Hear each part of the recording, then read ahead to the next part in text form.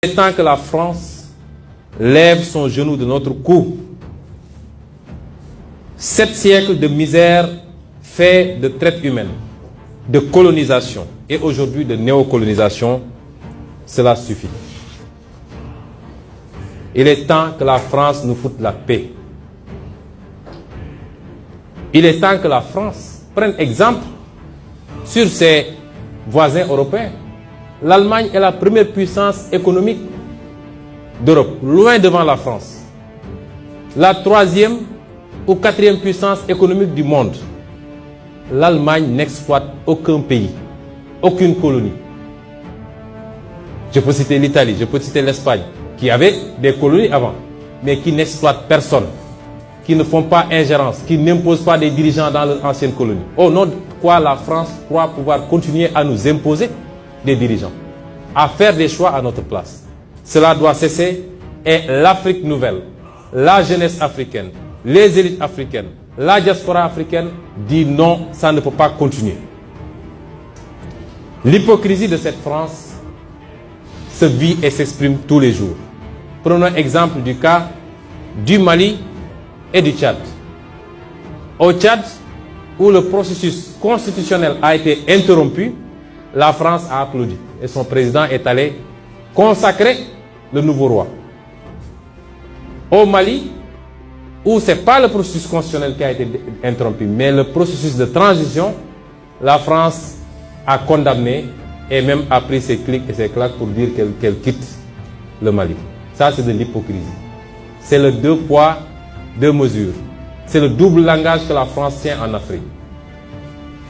Quand on a interrogé M. Jean-Yves Le Drian sur la situation en Côte d'Ivoire, pourquoi la France a laissé faire un 3e mandat, il a dit simplement pourquoi il l'a accepté pour Ouattara et pourquoi elle le refuse pour la Biélorussie.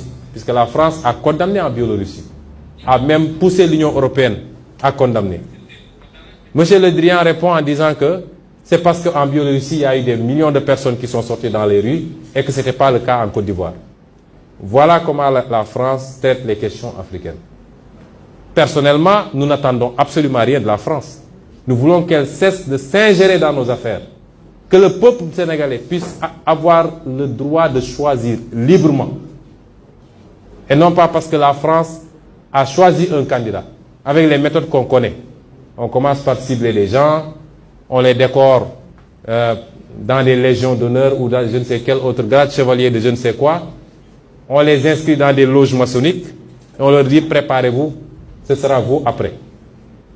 Même l'hypothèse où Macky Sall ne pourrait pas passer, nous savons qui est en train d'être préparé par la France. Cela doit cesser, ça ne se passera plus comme ça. Que l'on soit bien clair, nous n'avons rien contre le peuple français. Et en France même, des voix politiques et citoyennes se lèvent pour tenir le même discours que celui que je suis en train de vous tenir.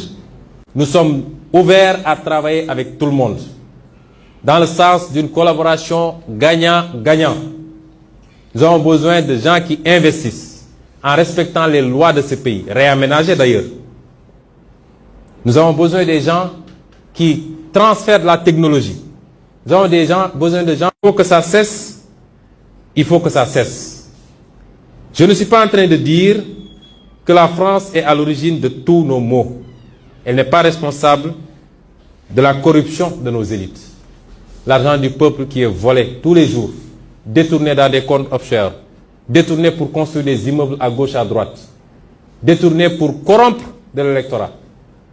C'est ça, la France n'en est pas responsable. Même si son attitude complaisante peut y jouer pour quelque chose.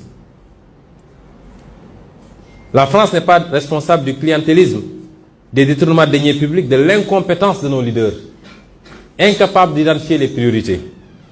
Elle n'est pas responsable forcément du bradage de nos ressources, même si elle en bénéficie très largement.